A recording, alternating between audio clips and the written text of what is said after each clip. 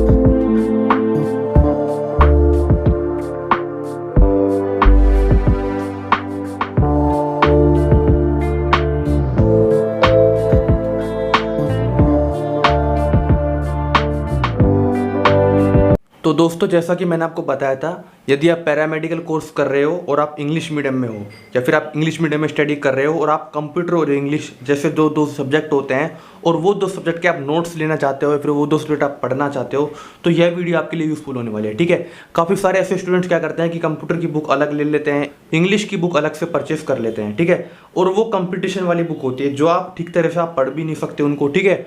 और उसमें सबसे बड़ी बात क्या होती है कि वो बुक का जो सिलेबस है वो पैरामेडिकल अकॉर्डिंग नहीं होता है, ठीक है। तो मैं आपके सामने एक ऐसी बुक का रिव्यू करूंगा जिस बुक की मदद से आप कंप्यूटर भी पढ़ सकते हैं, इंग्लिश भी पढ़ सकते हैं, केवल एक ही बुक में, ठीक है।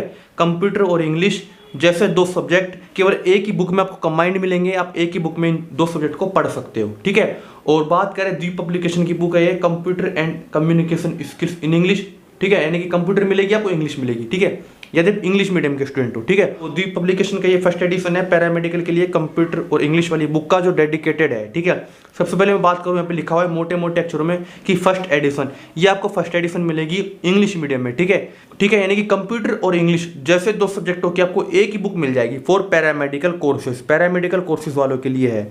राइटर का नाम लिखा हुआ है देवेंद्र टॉक और उसके बाद नीचे लोगो बना हुआ है द्वीप पब्लिकेशन। तो अब लोगो देखकर ही बुक परचेस करें, ठीक है। बैक की बात करूं मैं तो बैक कवर कैसा है देखिए आप, बैक कवर काफ़ी अच्छा है। बैक कवर में लिखा हुआ है साइलेंट फीचर्स, इसे आप पढ़ सकते हो, ठीक है। मैं थोड़ा सा आपके सामने नज़दीक लेके आता हूं और थोड़ा सा जूम करता हूं, ठीक है, इसे भी आप पढ़ सकते हो। नीचे लोगो लगा हुआ है तो लोगो देख कर ही बुक परचेस करें। तो मुझे ये बुक काफ़ी अच्छी लगी। मैं क्या करता था, पहले कंप्यूटर की अलग बुक परचेस करता था, इंग्लिश की अलग बुक परचेस करता था और मैं संतुष्ट नहीं था। ठीक है, तो ये बुक ऐसी है, ये फर्स्ट एडिशन है, आपको मार्केट में कहीं भी नहीं मिलेगी ऐसी बुक जो पैरामेडिकल कोर्सेज के लिए कंबाइंड बुक होती है। आप इसमें कंप्यूटर भी पढ़ सकते हो और इंग्लिश भी पढ़ सकते हो। ठीक है, तो अंदर से बात करूं मैं तो अंदर से कुछ इस तरह है ये। ठीक, और यहाँ पे इनकी अदर बुक भी दिखाई हुई है इन्होंने, तो आप इन्हें भी परचेस कर सकते हैं अपने अपने कोर्स के अकॉर्डिंग। ठीक है, यहाँ पे लिखा हुआ है ए text book of computer and communication skills in English for paramedical courses. यहाँ पे राइटर का नेम लिखा हुआ है और उसकी क्वालिफिकेशन भी दी गई है, साथ में लोगो भी है दीप पब्लिकेशन। ठीक है, उसके बाद ये जो पेज है यहाँ पे दिखा हुआ है, मैं थोड़ा सा आपको जूम करके बताता हूँ। ठीक है, यहाँ पे लिखा हुआ है फर्स्ट एडिशन, ये फर्स्ट एडिशन है और अब इसका प्राइस बहुत रीजनेबल प्राइस है। मार्केट में आप कंप्यूटर की अलग से बुक परचेस करते हो पैरामेडिकल के लिए, आप इंग्लिश की अलग से बुक परचेस करते हो और इंग्लिश में राइटिंग वाले पोर्शन की अलग से बुक परचेस करते हो, तो आपका बजट 500 का हो जाता है। ठीक है, आपको 500 रुपये खर्च नहीं करने हैं, मात्र आपको 240 रुपये खर्च करने हैं, ये बुक लेके आनी है। और इस बुक में कंप्यूटर इंग्लिश जैसे दो सब्जेक्टों का कंबाइंड आपको सिलेबस मिल जाएगा, यानी कि दोनों बुक के नोट्स आपको इस बुक में मिल जाएंगे। ठीक है, ये कंबाइंड बुक है। ठीक है, सबसे अच्छी बात मुझे इसकी प्राइस की लगी, तो मात्र 240 रुपये में आपको मिल जाती है।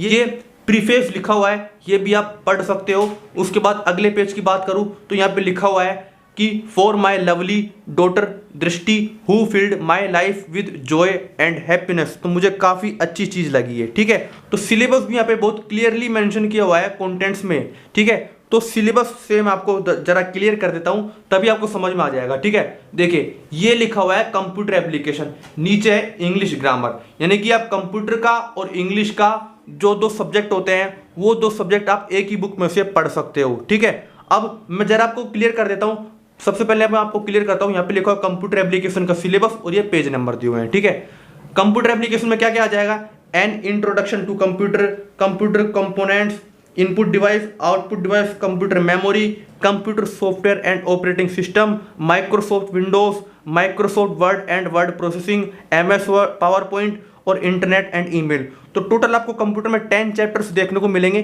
ठीक है दोस्तों, उसके बाद इंग्लिश की बात करें तो इंग्लिश में इन्होंने सेक्शन वाइज डिवाइड किया हुआ है, यानी कि 2 सेक्शनों में इंग्लिश वाले सब्जेक्ट को बांटा है। तो 2 सब्जेक्ट कौन कौन से हैं वो जरा हम देख लेते हैं, 2 सेक्शन कौन कौन से हैं वो जरा हम देख लेते हैं। इस सेक्शन ए की बात करें तो सेक्शन ए में आपको ग्रामर वाला पोर्शन मिल जाएगा और सेक्शन बी की बात करें तो आपको राइटिंग वाला पोर्शन मिल जाएगा। ठीक है, तो मुझे ये चीज़ें अच्छी लगी, यानी कि इन्होंने सेक्शन वाइज भी बांटा है। मुझे इस बुक में काफ़ी अच्छी बात लगी कि 2 सब्जेक्ट दिए हुए हैं इस बुक में, ये कंबाइंड बुक है, साथ में इंग्लिश जैसे सब्जेक्ट को 2 पार्टों में डिवाइड किया हुआ है। 2 पार्ट कौन कौन से, पहला पार्ट सेक्शन ए यानी कि इंग्लिश ग्रामर, दूसरा सेक्शन बी यानी कि राइटिंग स्किल्स। ठीक है, तो अब अंदर से इसको ओपन कर लेते हैं। देखिए ये वाला आपको पढ़ने को मिल जाएगा कंप्यूटर एप्लीकेशन, इसमें आपके कंप्यूटर वाले जो सिलेबस होता है, जो कंप्यूटर वाला सब्जेक्ट होता है उसमें आपको सभी सिलेबस आपको मिल जाएंगे, सभी चैप्टर आपको मिल जाएंगे। देखिए मैं बात करूँ चैप्टर फर्स्ट की, लिखा हुआ है एन इंट्रोडक्शन टू कंप्यूटर। ठीक है, अब इस बुक में मुझे ये बात अच्छी लगती है कि यहाँ पे इन्होंने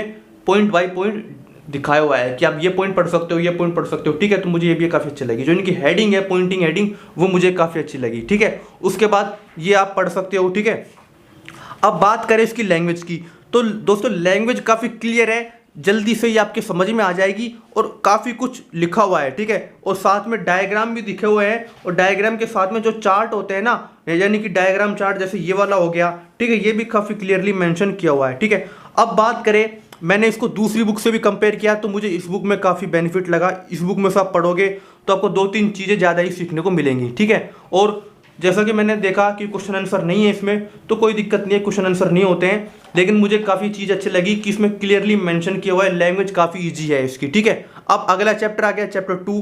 ठीक है, तो चैप्टर 2 के आपको नोट्स मिल जाएंगे, तो सभी चैप्टर के आपको नोट्स मिल जाएंगे और डायग्राम भी क्लियरली दिखाया हुआ है। ठीक है, डायग्राम आपको इजी समझ में आ जाएगा। ठीक है, अब कीबोर्ड का डायग्राम है, कीबोर्ड के आप यूनिट्स जितने भी हो सकते हैं कीज आप उनको अच्छी तरह से समझ सकते हो। ठीक है, अब हम बात कर रहे थे इंग्लिश की, तो इंग्लिश का जैसे मैं आऊँ इंग्लिश में, तो इंग्लिश में आने के बाद देखिए ये रहा, ये आ चुका है आपका इंग्लिश का communication skills in English. English में आपको मिल जाएंगे 2 section, section A English grammar, उसके बाद आपको सेक्शन बी मिल जाएगा। जो सेक्शन बी है वो है writing skills.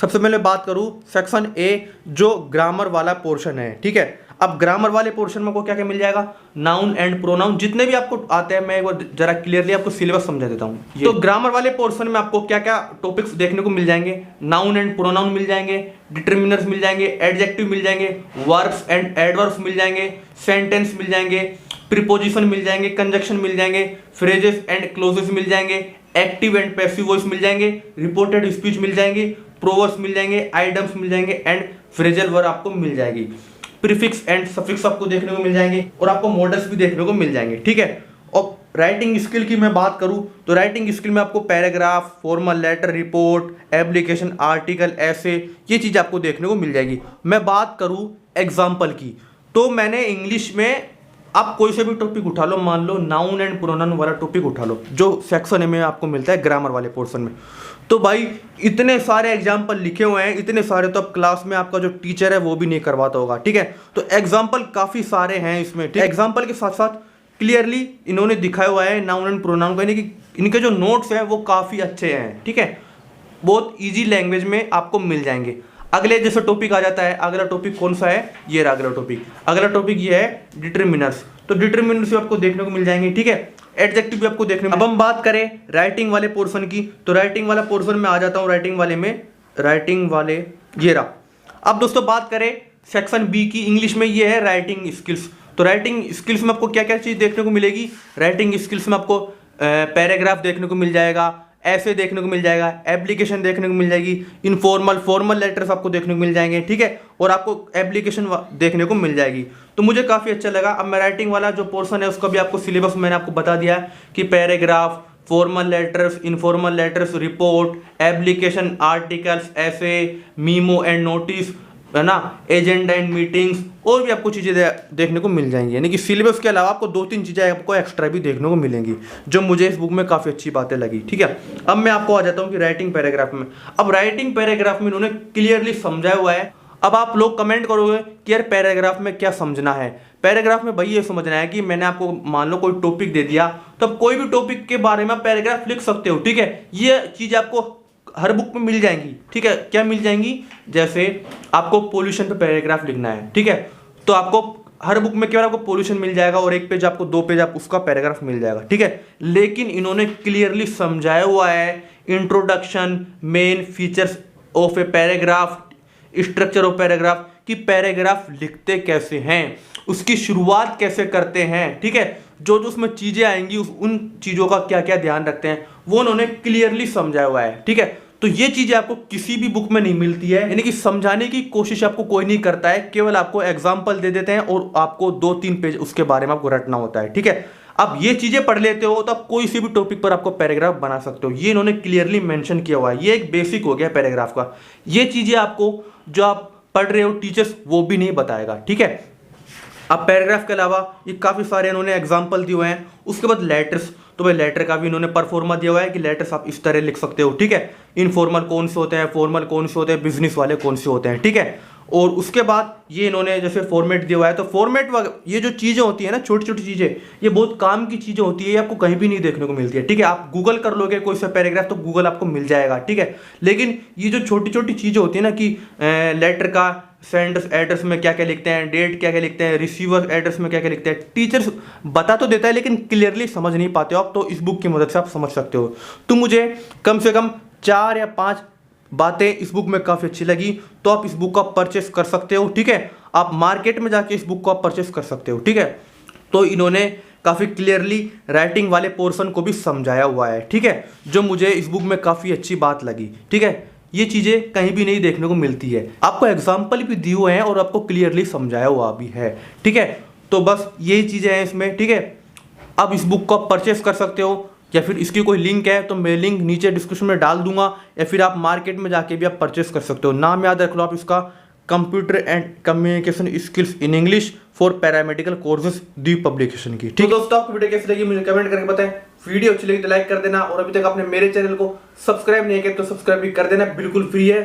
Notification bell icon वाला निशान दबाना मत भूलना, और आप मुझे टेलीग्राम पर भी ज्वाइन कर सकते हैं। टेलीग्राम की लिंक नीचे डिस्क्रिप्शन में है। टेलीग्राम के जरिए वहां पर भी मैं नोट्स डालते रहता हूं और PDF भी डालते रहता हूं। तब तक के लिए धन्यवाद। जय हिंद, वंदे मातरम।